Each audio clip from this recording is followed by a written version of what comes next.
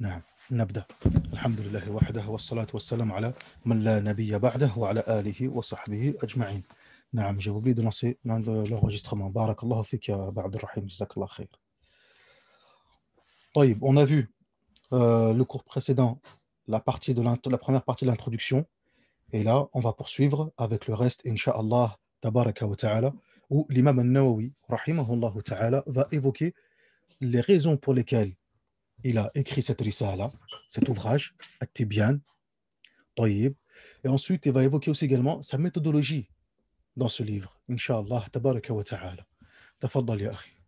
Il l'a honoré par son livre, qui est certes la meilleure parole et dans lequel il exaltait. Soit-il a regroupé tout ce dont elle a besoin parmi les histoires des premiers et des derniers, les exhortations, les paraboles, les comportements, les règles, les preuves strictes et claires affirmant son unicité et autres parmi ceux avec quoi vinrent ses messagers, de le glorifier, d'observer la révérence qui lui est due et de faire tout ce qui est possible pour le respecter. Aïwa, ici, l'imam al-Nawawi, rahimahullah ta'ala, il fait allusion à quoi? Il parle du Coran. Il parle du Coran. Dans la première partie, il a évoqué que Allah tabaraka wa ta'ala a comblé de bienfaits cette communauté par trois choses, trois éléments. Du fait que cette communauté est la meilleure des religions, une religion qui est agréée par Allah tabaraka wa ta'ala. Du fait que cette communauté aussi euh, a été comblée de bienfaits par le meilleur des messagers, Muhammad sallallahu alayhi wa sallam, et cette communauté a été honorée aussi également par la meilleure parole, son livre, Al-Qur'an. Et ensuite, tout ce qu'il a évoqué par la suite concerne Al-Qur'an. Le Qur'an a regroupé tout ce dont la communauté a besoin, parmi les histoires des premiers et des derniers, exhortations, paraboles, etc. Tafaddal ya akhi. Et sur les mérites de la lecture du Coran, un groupe de l'élite des éminences ont écrit des livres qui sont bien connus des gens raisonnables. Mais malheureusement, l'ardeur des gens s'est affaiblie en ce qui concerne leur mémorisation, voire même leur lecture. Seul un petit nombre de ceux qui sont dotés de compréhension en tirent profit. Aïwa. Ici, l'imam al-Nawawi, rahimahullah ta'ala, qu'est-ce qu'il nous évoque ici? Ici, il nous évoque un deuxième point. Man sabaqahu fi ta'lif. Qui l'a précédé en cela? Et naam. Donc ici, il mentionne que il y a des personnes qui ont écrit des ouvrages concernant cela. On avait évoqué dans le premier cours Al-Imam Al-Ajurri, rahimahullah ta'ala, par exemple, Akhlaq Hamalat al-Qur'an, l'éthique des mémorisateurs du Coran. Le grand savant Al-Imam Abu Bakr Al-Ajurri, rahimahullah ta'ala. Et d'autres encore ont écrit fi hadha al-bab. Continue, akhi. Mais malheureusement, l'ardeur des gens s'est affaiblie en ce qui concerne leur mémorisation, voire même leur lecture. Seul un petit nombre de ceux qui sont dotés de compréhension en tirent profit. J'ai noté que les gens de notre pays, Damas, qu'Allah la protège et la préserve de tout mal, ainsi que le reste des contrées musulmanes, se préoccupent beaucoup de la lecture du puissant et inattaquable Coran, nuit et jour. Aïwa. Afwan. Ici, quand il a évoqué, il a dit, mais j'ai remarqué que les gens, malheureusement, l'ardeur des gens s'est affaiblie en ce qui concerne leur mémorisation, voire même leur lecture. Seul un petit nombre de ceux qui sont dotés de compréhension en tirent profit. Là, on voit la raison pour laquelle, barakallahu fikum, l'imam al-Nawawi, rahimahullah ta'ala, a écrit ce livre, At-Tibyan. Limada da'uf al-himam. Car les motivations ont commencé à baisser, à diminuer. Donc, il a voulu un petit peu encourager les lecteurs, les encourager à revenir au Coran. Tafaddal ya akhi. En tant qu'apprenant, enseignant, le récitant et l'étudiant, collectivement ou individuellement, qu'Allah leur accorde de veiller davantage sur lui, ainsi que toutes les autres obéissances, recherchant la face du plein de majesté et de munificence. C'est pour cette raison que j'ai rédigé un résumé des comportements que doivent respecter les porteurs du noble Coran, ainsi que les caractéristiques de ceux qui le connaissent par cœur et de ceux qui l'apprennent. Ici, l'imam al-Nawawi, rahimahullah ta'ala, subhanallah al-kam rabbal arsh al-azim, qu'est-ce qu'il mentionne? Il dit, j'ai noté que les gens de notre pays, donc là, il parle uniquement de chez lui à Damas. Hein, al-Nawawi Damashqi, il vient de Nawa. Nawa, c'est dans la banlieue de Damas. Tayyib, Jamil. Donc, qu'est-ce qu'il dit l'imam al-Nawawi, rahimahullah ta'ala? J'ai remarqué qu'à Damas, qu'Allah la protège et la préserve de tout mal, etc., ainsi que le reste des contrées musulmanes. Encore une fois, on voit que l'imam al-Nawawi, rahimahullah ta'ala, dans ce dua, À chaque fois, il pense à l'ensemble des musulmans. Subhanallah. طيب, se préoccupe beaucoup de la lecture du puissant et inattaquable Coran, nuit et jour, en tant qu'apprenant enseignant, le récitant et l'étudiant, collectivement ou individuellement. Donc l'imam An-Nawawi, rahimahullah ta'ala, a remarqué, malgré que l'ardeur des gens soit quelque peu affaiblie, mais il a remarqué que les gens de Damas, Ahl Damas, donnaient un grand ihtimam au Coran. Et pourtant, subhanallah, c'était une époque, cette époque-là, à l'époque de l'imam Nawawi, rahimahullah ta'ala, c'était une époque très difficile pour les musulmans. C'est à l'époque du suqut al-khilafa al-abbasiyya. C'est à l'époque où le califat abbasside, à ce moment-là, cette dynastie, elle s'est éteinte. Tamam, à la suite des Tatars. Subhanallah. Mais malgré tout, il y avait quand même des gens de la Ummah qui avaient compris que le secours et l'aide, etc., en cas de difficulté, de grand malheur, etc., se retrouvaient dans quoi donc? Se trouvaient dans le retour à Allah Azza wa Jal. Dans le retour à Allah Tabaraka wa Ta'ala. En donnant de l'importance à quoi donc? À Kalam Rabb al-Alamin. Subhanallah. Et ensuite, il évoque que c'est la raison pour laquelle, donc, après avoir fait cette petite aparté concernant Damas, tamam, c'est la raison pour laquelle il a écrit ce livre, etc., afin de clarifier certains points, certains comportements que doivent respecter les porteurs du noble Coran, ainsi que les caractéristiques de ceux qui le connaissent par cœur et ceux qui l'apprennent, et aussi également ceux qui l'enseignent. Donc c'est aussi bien pour celui qui le lit, pour celui qui l'apprend, pour celui qui l'enseigne, pour celui qui le connaît déjà par cœur, etc. Tafaddal ya akhi. Allah subhanahu wa ta'ala a certes rendu obligatoire la sincérité envers son livre. En fait partie la clarification des comportements de ses porteurs et de ses apprenants, les guider et attirer l'attention sur eux. Allah tabaraka wa ta'ala a rendu obligatoire la sincérité envers son livre et la sincérité dans l'adoration de façon générale. وَمَا أُمِرُوا إِلَّا لِيَعْبُدُوا اللَّهَ مُخْلِصِينَ لَهُ الدِّينَ حُنَفَاءَ. Il leur a été cependant ordonné que d'adorer Allah en lui vouant un culte sincère et exclusif. La sincérité est dans toute l'adoration, quelle que soit sa forme. Tafaddal ya akhi. En écrivant ce livre, j'ai privilégié la brièveté et ai fait attention à ne pas faire long et abondant, me limitant dans chaque chapitre à une seule de ses parties, attirant l'attention pour chacun de ses comportements à certaines de leurs sortes. C'est pour cela que je ne mentionne pas les chaînes de transmission dans ce que je cite, bien qu'elles, et toutes les louanges reviennent à Allah Ta'ala, soient présentes et prêtes auprès de nous. Aïwa. Ici, l'imam An-Nawawi, rahimahullah ta'ala, il explique son manhaj, sa méthodologie. Je vais écrire un petit résumé, concis, bref. Je vais me contenter uniquement dans chaque chapitre d'évoquer uniquement ce qu'on appelle al-atraf. Al-atraf, uniquement une petite partie, une seule partie d'ailleurs, en arabe. L'imam An-Nawawi, rahimahullah ta'ala, dans les abwab, il dit bab atraf min fadilat tilawat al-Qur'an. Les parties concernant les mérites de la lecture du Coran. Wa hakada, atraf, kada wa kada, ila akhrihi. Donc l'imam An-Nawawi, rahimahullah ta'ala, ici il te dit que, en somme, ce que je mentionne, c'est juste une infime partie. Sinon, on pourrait évoquer encore et encore et encore des lignes et des lignes et des lignes. Seulement, je vais me contenter juste d'une seule partie, uniquement. طيب, afin d'attirer l'attention pour chacun de ces comportements à certaines de leurs sortes. Je vais aussi éviter également de mentionner les chaînes de transmission. Ça aussi, encore une fois, pour ne pas alourdir le kitab.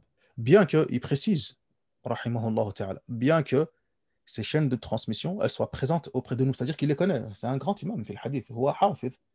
Ces chaînes de transmission, elles sont présentes. Il peut les évoquer, il n'y a pas de problème. Seulement par souci pour écrire un résumé et un épître bref et concis, il va éviter de mentionner toutes ces chaînes de transmission, Inch'Allah, tabaraka wa ta'ala. Tafaddal. La raison pour laquelle un résumé a été préféré est pour faciliter son apprentissage, que l'on puisse profiter de lui abondamment et le propager. Ensuite, tous les noms et formes linguistiques rares sont du texte, sont expliqués brièvement et avec clarté, selon leur ordre de mention dans le livre, dans un chapitre indépendant, à la fin du livre, afin que l'on en tire un profit plus complet et pour dissiper tout doute. Aïwa. Ici, l'imam An-Nawawi, rahimahullah ta'ala, donc, qu'est-ce qu'il nous dit? Il nous dit que j'ai écrit ce livre et j'ai choisi de le faire de façon résumée et concise, limada, pour faciliter son apprentissage. Ithari hifdahu. Ithari hifdahu. Voilà ce qu'il a dit, texto l'imam an-Nawawi wa rahimahullah ta'ala. Ithari hifdahu, pour que les gens mémorisent ce kitab. Wa kathrat al-intifa'u bihi, afin que ce livre puisse se propager et être répandu plus facilement et transmis plus facilement. Subhanallah. هذا هو. تفضل يا أخي. Ils sont inclus, ainsi qu'au cœur des chapitres, un ensemble de règles de valeur qui font partie des plus importants bénéfices que l'on peut en tirer. Je clarifie les hadiths authentiques et faibles en y ajoutant qui les a rapportés parmi les imams de confiance. Il est possible que j'ai manqué quelques-uns de ceux-là dans certains cas. Aïwa. Ensuite, il nous dit, rahimahullah ta'ala, qu'il a donc écrit des chapitres, etc. Et il a fait un chapitre indépendant à la fin du livre dans lequel, barakallahu fikum, il va expliquer brièvement certains termes qu'il a utilisés. Bon, dans certaines éditions, ce chapitre est présent, dans d'autres, le chapitre n'est pas présent. Mais en tout cas, en arabe, na'am, il est présent ce chapitre. Où en fait, l'imam al-Nawawi, rahimahullah ta'ala, il a fait un petit peu un chapitre dans lequel il évoque, il explique les termes qui peuvent être un petit peu compliqués. Il explique, voilà, ici j'ai dit ça, mais le sens, ce qui est voulu, c'est ceci, cela, etc. Une sorte de petit ta'liq, petite explication, petit commentaire de ce qu'il a évoqué, rahimahullah ta'ala. Ensuite, il nous dit que ils sont inclus aussi, au cœur des chapitres, un ensemble de règles. هذا هو جميل جدا ويندرج في ضمن ذلك وفي خلال الأبواب جمل من القواعد.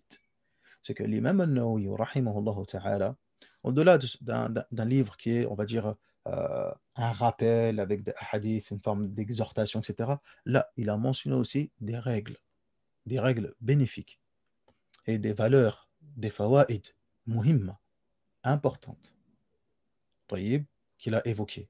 Ensuite, il dit, et je clarifie les hadiths authentiques et faibles. Donc, il ne se contentera pas, rahimahullah ta'ala, de évoquer, de dire, rawahu Abu Daoud, ou bien rawahu ad-Daraqutni, rapporté par un tel ou un tel. Là, il va aussi également clarifier les hadiths qui sont authentiques, de ceux qui sont faibles, etc. Et il dit, et il est possible que j'ai manqué quelques-uns de ceux-là dans certains cas. وهكذا. طيب. Et نعم. تفضل يا أخي. Sache que les savants des gens du hadith et autres ont rendu permise la mise en application de ce qui est faible en ce qui concerne les surplus dans les actes. Cependant, malgré cela, je me suis limité à ce qui est authentique et je ne mentionne ce qui est faible que dans certains cas. Aïwa. Ici, l'imam al-Nawawi, rahimahullah ta'ala, il a mentionné une mas'ala, un point, barakallahu fikum, qui est le fait de pouvoir utiliser des hadiths qui sont faibles dans ce qui concerne les actes méritoires ou les surplus dans les actes. L'imam al-Nawawi, rahimahullah ta'ala, pourquoi il évoque cela? Il évoque ça pour te dire que voilà, ce que j'ai amené, je précise, si le hadith il est authentique et s'il est daif. Quand bien même si celui-ci pourrait être daif pour toi, suite à ton ijtihad, etc., sache que malgré tout, les savants, les savants des gens du hadith, tayyib, ont rendu, permis la mise en application de ce qui est faible en ce qui concerne les surplus dans les actes. Et à ce sujet, l'imam al-Nawawi, rahimahullah ta'ala, il a mentionné qu'il y avait consensus, ijma', consensus, ittafaqa, comme il le dit dans les 40 hadiths, et il le dit aussi également dans ce livre, Al-Adhkar. Tayyib.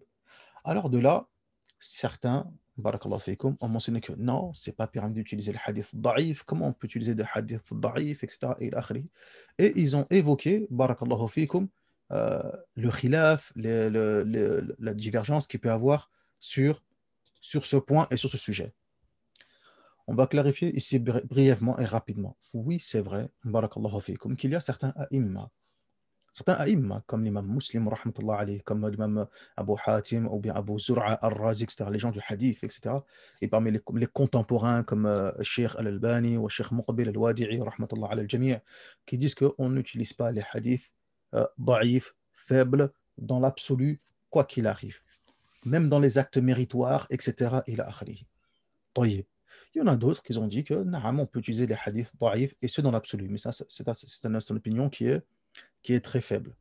Et enfin, il y a une autre opinion, un autre avis, qui dit que oui, on peut bel et bien utiliser les hadiths qui sont faibles dans les actes qui concernent les actes méritoires, cependant sous certaines conditions, et non pas dans l'absolu, sous certaines conditions.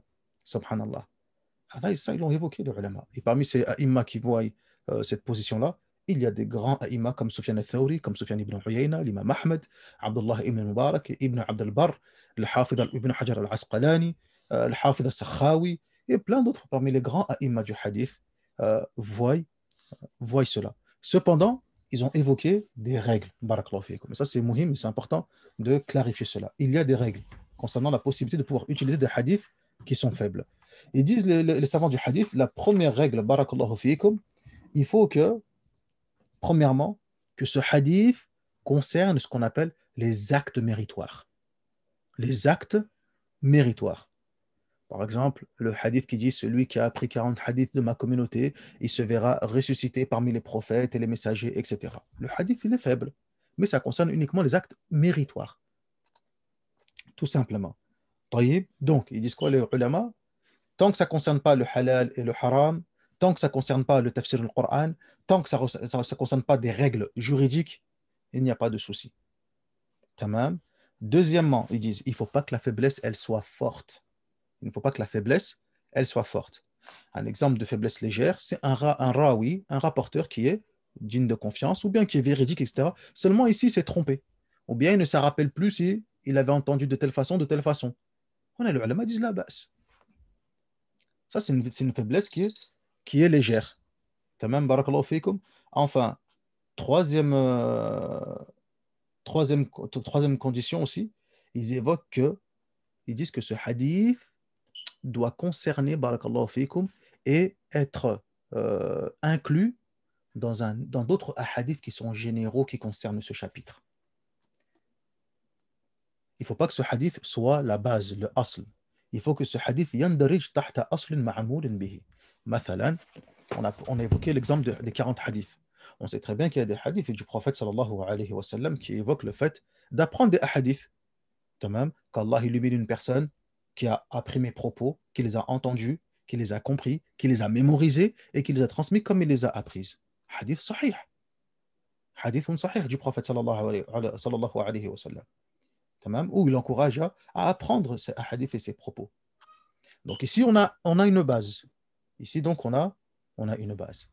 Et enfin, dernière condition, ils disent que la personne qui évoque ces hadiths, il faut qu'il soit bien conscient que ces hadiths-là, ils sont faibles. Et il ne doit pas penser que ces hadiths, ils sont authentiques. Donc ça, c'est les conditions qu'ont évoquées les gens du hadith et les ulama concernant la mise en application des hadiths qui sont faibles. Et on aura l'occasion de revenir là-dessus et de pouvoir développer, détailler un peu plus, Inch'Allah. Tabaraka wa ta'ala. Tafaddal ya akhi. C'est dans Allah, le généreux, que je place ma confiance et en qui je me remets, à qui je confie mon sort et sur qui je m'appuie. Je lui demande de suivre la voie de la rectitude et la préservation de la situation des gens ayant une inclination à l'égarement et à l'entêtement, de persister continuellement sur cela et encore davantage de bien. Je l'implore, exalté soit-il, de m'accorder le succès de son agrément et qu'il me fasse faire partie de ceux qui ont peur de lui et le craignent comme il se doit, de me guider vers les bonnes intentions, de me faciliter toutes les sortes de biens, de m'aider à atteindre toutes les sortes d'honneurs, de me faire persévérer sur cela jusqu'à la mort et qu'il en fasse de même pour tous mes bien-aimés, ainsi que pour l'ensemble des musulmans et des musulmanes. Allah nous suffit, et quel bon garant. Et il n'y a de capacité à faire changer les situations, ni de puissance, si ce n'est en Allah, le très haut, le très grand. Allahu Akbar. Ici, encore une fois, barakallahu fikum, on revient d'abord brièvement sur le chapitre concernant le hadith da'if, etc. Malgré tout, qu'est-ce qu'il dit l'imam al-Nawawi, rahimahullah ta'ala? Il dit, et pourtant, malgré cela, je me suis limité à ce qui est authentique. C'est-à-dire que l'imam al-Nawawi, rahimahullah ta'ala, bien qu'il sait cette qaïda, cette règle-là, et il n'est pas le seul à évoquer que l'unanimité, il y a aussi également l'imam Moula al-Qari, qui mentionne qu'il y a unanimité des savants sur le sujet, ainsi que Ibn Salah al-Shahrazuri, rahimahullah ta'ala, ala kulli hal. Mais il dit, mais malgré tout, je me suis limité à ce qui est authentique. Et je ne mentionne ce qui est faible que dans certains cas. Que dans certains cas. Donc, il sait quand même, malgré tout, qu'il y a certains hadiths qui vont mentionner qui sont faibles, etc. Mais s'il les a évoqués, c'est min hadal bab. Mais lui, quoi qu'il en soit, il s'est limité au maximum à ce qui est authentique. Encore une fois, dans cette longue invocation qu'il a fait l'imam al-Nawawi, rahimahullah ta'ala, il a mis en application le hadith du prophète sallallahu alayhi wa sallam, hadith sahih, man istaghfara lil muslimin wal muslimat, kataballahu lahu bi kulli muslimin hasana. Celui qui demande pardon pour les musulmans et pour les muslimates, Allah Azza wa Jal, il lui donne une bonne action pour chaque musulman. Subhanallah. Tafaddal ya akhi. C'est la fin. Avec le sommaire. Ah oui, après, c'est juste le sommaire, on énumère le sommaire? Naam. Ok. Premier chapitre, à propos de la vertu de réciter le Coran et de ce qui le porte. Deuxième chapitre, à propos de privilégier la récitation et le récitateur du Coran par rapport aux autres. Troisième chapitre, à propos d'honorer les gens du Coran et interdire de leur causer du tort. Quatrième chapitre, à propos du comportement de l'enseignant du Coran et de son apprenant. Cinquième chapitre, à propos des comportements des porteurs du Coran. Sixième chapitre, à propos de la conduite lors de la récitation, et c'est cela la partie la plus importante de ce livre et son objectif. Septième chapitre, à propos du comportement de tous les gens vis-à-vis du Coran. Huitième chapitre, à propos des versets et sourates recommandés dans des moments et situations spécifiques. Neuvième chapitre, à propos de l'écriture du Coran et d'honorer le Mus'haf. Et là, ici, l'imam al-Nawawi, rahimahullah ta'ala, il nous a fait un petit préambule, un petit sommaire des différents chapitres qu'on va aborder, Inch'Allah, tabaraka wa ta'ala. Et si on remarque bien, il a évoqué la partie la plus importante du livre et l'objet, justement, l'objet de ce kitab se trouve au 6e chapitre, subhanallah, au 6e chapitre. C'est-à-dire qu'avant même d'arriver dans l'objet du kitab, il y a au préalable, barakallahu fikum, des muqaddimat à aborder, une introduction des choses à voir. وهذا لعظم شأن الكتاب. Et ça, c'est en raison de quoi donc? De l'importance de ce kitab, à savoir le Coran. Tamam. Comme dit Allah dans le Coran, quand il parle du Coran, c'est un Coran qui est azim. C'est un Coran qui est azim, qui est majestueux. Subhanallah al-kim rabbal arsh al-azim. Ala kullin, donc on verra tout ça, Inch'Allah, tabaraka wa ta'ala, fi dars al-qadim, lorsqu'on verra le premier bab, le premier chapitre, à propos de la vertu de réciter le Coran et de ceux qui le portent.